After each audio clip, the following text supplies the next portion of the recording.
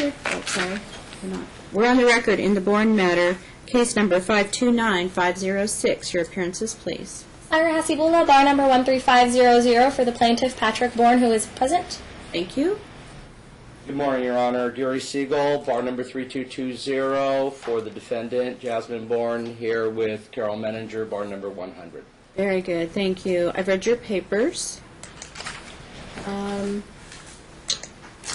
The court did not approve the proposed decree. It was rejected because it didn't have the approval of all the parties. I have no idea what the terms of that were. I didn't read it. It simply went to my law clerk and went back. So as far as divulging any potential settlement negotiations, I have no knowledge of what those were. Those terms never came across my desk, didn't read them. If Mom is requesting a set-aside of the stipulation in order, as I read it, the stipulation in order vacated the trial date and the calendar call and indicated that the parties had reached a financial settlement. Again, I do not have any knowledge of those terms. So the well hasn't been poisoned, so to speak. I don't know anything about it. And she can certainly put this back on my trial calendar if she's requesting a trial. And that's what we will do today. So I will grant your motion to set that aside. There's no substantive relief that needs to be made because this didn't ask the court for any substantive relief other than vacating hearing dates that she now is requesting. So, and she's entitled to a trial. Honor. And we would like to, of course, reopen discovery. Of course. Trial date. We would oppose reopening discovery. She's already received one continuance to reopen discovery for financial issues. It was only after that discovery closed that us and previous pro bono counsel agreed on the settlement. Now she's attempting to reopen financial discovery with her new pro bono attorney. I know. I understand your point. But this is how I look at it. We've had some time pass since this was done. And to the extent that you need to bring things current, because I can't give you a trial date until July. So we're having, December, when this is being set aside, about 6 months of changes. There could be different values. I don't know. I don't know what the financial issues are, as I told you, because I'm not privy to them. And I could look at your financial disclosure forms, but I'm assuming you're going to update those, and you're going to need to bring discovery up to the current time. So you will receive a new trial management order, and discovery will be open. And that would be full discovery, not just... As to financial issues only, because custody was previously resolved. What is your argument about that, counsel? Well, we'll be filing a motion with regards to custody, Your Honor. It's not really before the court today. I understand. And we understand that. Okay. I suspected as much. And on the issue of discovery, though, on the financial issues, I just wanted to clarify, you're not restricting us for discovery from the prior discovery forward in time. I mean, we've got basically here, we've got a 14-year relationship between these two parties, and we don't believe that we don't believe that discovery has occurred in the past with regards to assets, finances, earnings, things of that nature, and we would like the opportunity to do that, both on the issue of, potential spousal support, alimony, attorney's fees, as well as a potential Mishoff claim in this case. In regard to the financial issues, we can, to some extent, agree that they need to be up to date. There's absolutely no new evidence. There's been no new claims made. She's simply reiterating the claims that she initiated at the beginning of this case. And the same thing in terms of custody. There's been no new information since her previous. If they want to file a motion, that's fine. The problem is that my client is paying legal fees. He's been paying legal fees for the last year that this case was open. She's quite essentially bankrupting him by burning through pro bono attorney after pro bono attorney. So while she's receiving free or significantly discounted legal assistance, my client's paying full fees. And she's just burning through one after the other, and it seems like it's in an attempt, because every time a settlement is reached, she decides that she wants to get a new attorney and open up again, and start over, start from the beginning, ignore everything that's happened over the past year. She's quite essentially been given the opportunity to bankrupt my client, who at this point makes approximately $2,000 a month. he's not in a financial position to maintain this action indefinitely based on defendant's whims. Well, to be clear, I don't want discovery to be repeated. So if it's already been done, as far as interrogatories, requests for production, it would be appropriate for plaintiff to say, see previously produced responses. Understood, Your Honor. And I don't believe any of that written discovery has ever been done in this case. I know that there were 16-2 disclosures last summer or fall, and there was supposed to be depositions, never occurred. After I and previous counsel discussed all of the outstanding financial issues and realized this is a case that it's not a financial case. He makes $2,000 a month, and per the defendant's representation, she was unemployed, which we now find out that was not accurate information, but that's neither here nor there. All right. This isn't a heavily financial case, and if counsel wants to turn it into one, that's one thing, but the issue, like I said, is that I don't know her income, I can't attest to that, however, my client makes $2,000 a month. Another round of discovery and dragging this out based on pro bono fees it's just not feasible for my client, Your Honor. I understand. I do. I mean, If I may, Your Honor, just to respond, we are not doing this pro bono. We are doing this on a substantially reduced fee basis, for the record. She did have one pro bono attorney in the past, so I don't know why counsel's saying there's a history whenever we get to settlement, then she doesn't agree to the settlement. The other thing is for the record, she did make a payment today, $172, as in for child support. She did start working in December after she was released from the neurologist because the seizure condition is under control with medication, therefore she can drive. She's working. She continues with all of her counseling and all of that, which will be, the subject for another day. I see that she just filed a financial disclosure form. Yes, she did, Your Honor. Okay. And that includes her pay stubs as well. Okay, I appreciate that. Thank you. And she is working part-time this week. She only has 20 hours of work.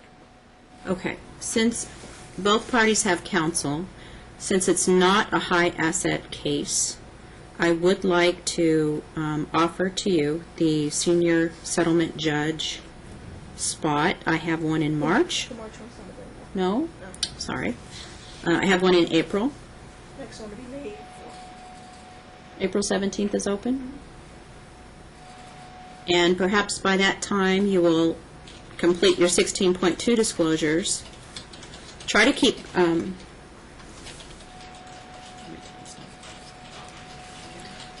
costs down by voluntarily disclosing. Voluntarily disclosing, you do have affirmative duties under 16.2, so you're not charging your clients. Just get it done and get it in a position where you can bring the case before the senior settlement judge. April 17th at 1:30 is the date and time that I have. I can't give you a trial date till July.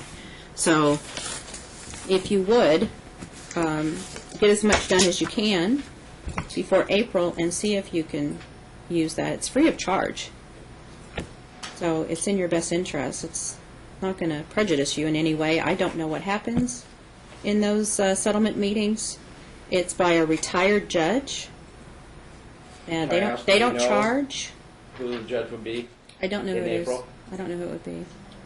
But I had a very contentious case just settled through the senior judge program with retired Judge Vega that I didn't think had much of a chance to settle, and she settled it. So I'm not saying that you're that contentious. I'm just saying that I do have hope for the senior judge settlement program. So if you want to, I'll set that up. That's agreeable to us, Your Honor. Okay. Otherwise, your trial date is July 13th at 1:30.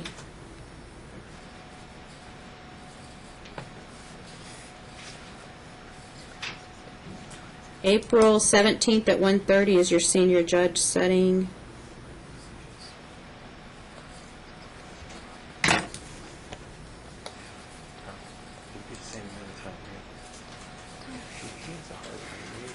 Discovery is open, no restrictions. You'll receive a trial management order in the mail. There's no calendar call and no stacking. We're revising the calendars due to the new rules.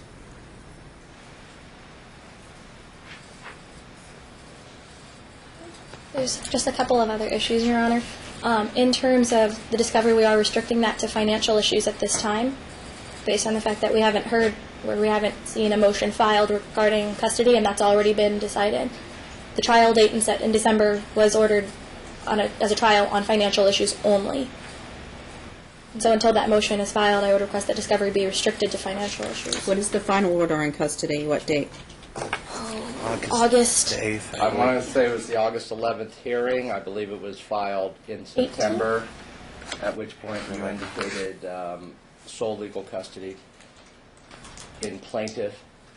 We have a bit of an issue on that, if Your Honor is willing to address it. The idea being is that mom has attempted to gain school records, not see the child at school, but gain school records, and I guess because of that filing, she has been prohibited from even being on the school campus. If Your Honor would consider, allowing her access to records with regards to schooling, medical, things of that nature. If we could put that in this order. Again, that motion has not been filed regarding those orders. She was found in contempt for not complying with certain things, which is when that when that order was issued. Right. And at this time, I would request that stand as is until a motion is properly before this court. Yeah, it's very unusual for me to enter such an order. I did find that she was not co-parenting, she was not exercising her visitation, she was not complying with her drug testing, as I had previously ordered.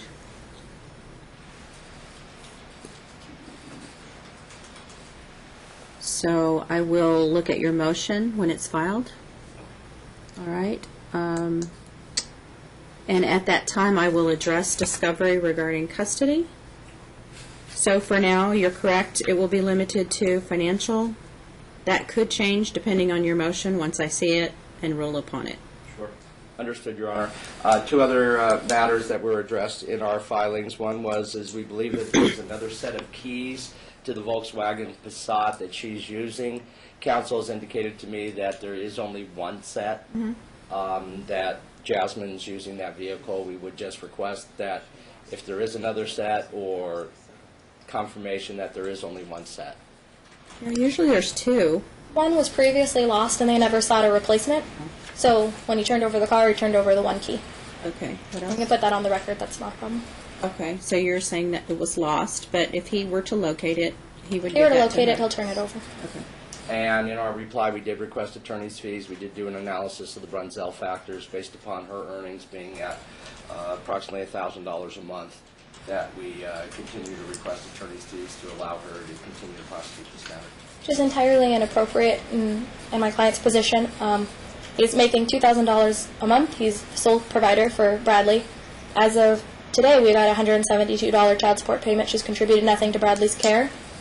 And to be perfectly frank, Your Honor, it's been the defendant's bad behavior that's dragged this divorce out. So at this time, attorney's fees are certainly not appropriate. Object to the characterization about my client's bad behavior being made by counsel. Because per the court order, Well, she's violated court orders, Understood, Your Honor, and that will be the subject of our motion. and she hasn't followed through. Well, there were a number of filings that were filed in support of her motion when she filed this motion, which does show actually extensive follow-through and weekly or biweekly No, prior to the testing. custody order, I mean, Understood. not after. Understood, Your Honor. Understood. and to date, Your Honor, just to confirm, I've received no documentation or indication that she's complied with the SCRAM program, which I believe is a 24-hour program, nor has she completed drug testing through ATI, which is the court-approved drug test facility. And, Your Honor, I believe that those were abrogated even by Mr. Kelleher at the August 11th hearing, the idea that he was no longer requesting that those occur. We have provided that she does test with Quest as part of her recovery program, and that's on a biweekly basis, and I think it's going to be moving to a weekly basis at this point. They are testing for ethanol on those reports. That reminds me of one other request I did want to request. She's got all of this personal information that's in the public filings, and I think we had requested in a letter to Mr. Kelleher's office that we seal this file. I don't believe my client has an opposition to sealing the case. I just do want to point out that for as private as this information is, she has a large attendance in the gallery. So I'm not quite clear as to her opinion on how private everything is. And I'm just putting that on the record for clarity's sake. And we're not opposed to sealing the case, that's fine. Okay, but once the case is sealed, no outsiders can come in. Which is my confusion. I don't. It's not sealed today. I'll tell you what, could we do a request to seal certain pleadings in the case? I think under the rules that you have an opportunity to go ahead and we'll try to come up with a stipulation in order as to which pleadings would be sealed. I apologize, Your Honor. My client mentioned another point. If you could reiterate that. Sorry. He wants to come up with a stipulation in order to seal seal? certain records. Certain pleadings. That's fine. Okay, instead of sealing the case. Well, I'm sure we can not the reserve. motions. You are required now under the new rules to file your exhibits separately. Supplements. So if you want to do that and you want to agree that those are sealed, such as medical records, it would be entirely appropriate to seal those. And I think hers are actually in two supplements Okay. to her initial motion. I don't even think that the things that I'm concerned about were in the initial motion. You can So send I'm a sure we can separate come up with a stipend order on that. If you have filed her drug tests, you need to do that. Pardon me? If you've filed her drug tests, you need to seal those. Yeah, that's in one of those two supplements. The January 27th. Yeah, January 26th and January 27th, I believe, Your Honor.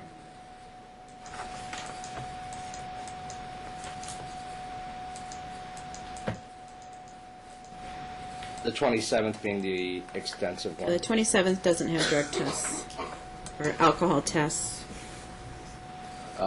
Actually, I'm at number 9, January 23rd.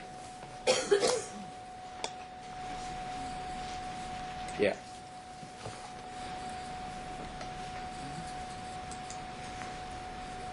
Scram, drug test results. Do you want to seal that entire filing? January 23? I have no problem sealing it now. I mean, when we That's seal what I'm it, asking you. when we seal it, you still have access as well as counsel, right? That's why I'm asking you. Yeah. So people don't see her drug tests, her lab results. Is that by stipulation? Do you have an I believe objection? we're comfortable with that. I don't have the pleading in front of me, Your Honor. I don't anticipate a problem with it being sealed. We'll still have access to the record, so I don't. Right. So the January 23rd supplement to defendant's motion for order to set aside, Madam Clerk, is sealed by stipulation. Is that the only place that you filed that? I believe so, Your Honor.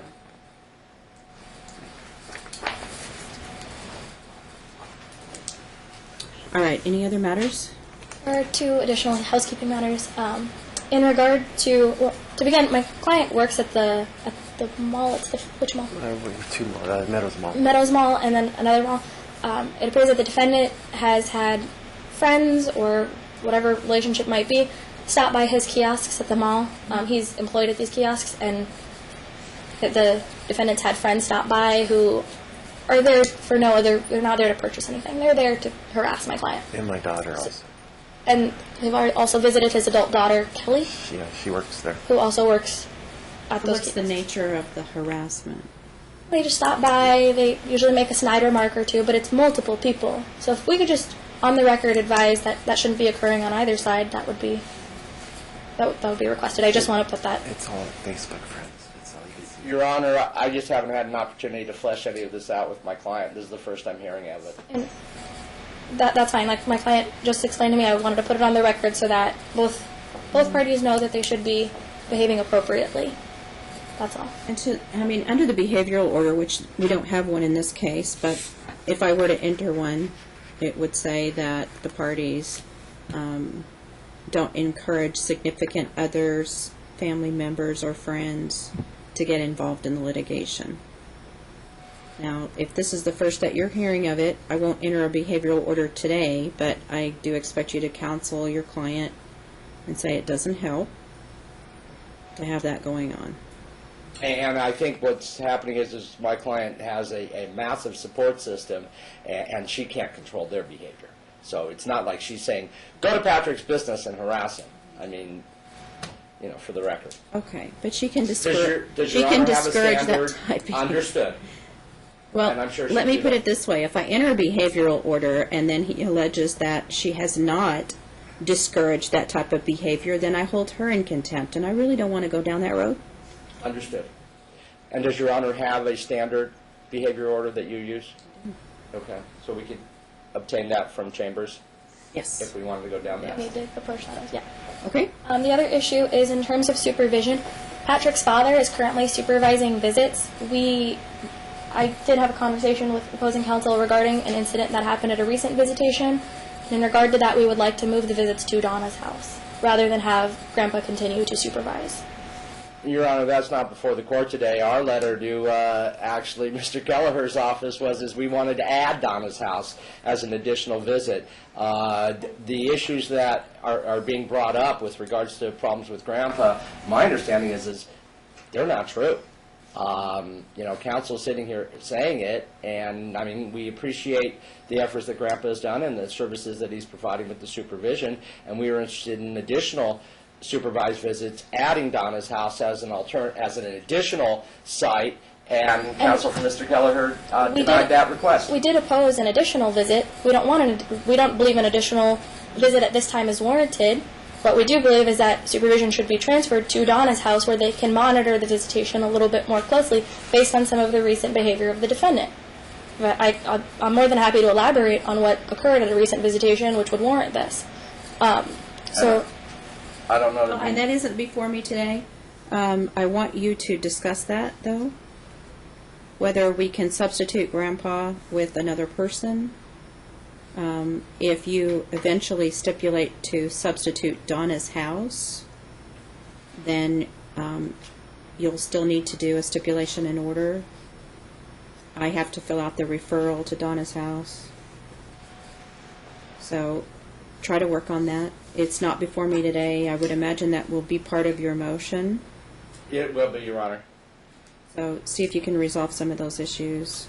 Are you with Mr. Kelleher? Or you I am. I'm an associate with. Okay, all right. I apologize. I don't believe I said that when I gave my That's bar okay. number. That's all right. I still had him as attorney of record. That's why I asked. Right. I'm just here. All right. Okay. And I don't know that Your Honor ruled on our request for attorney's fees. It's denied. Now you've ruled. I thought I did earlier. I'm Okay. sorry. It's done. Okay.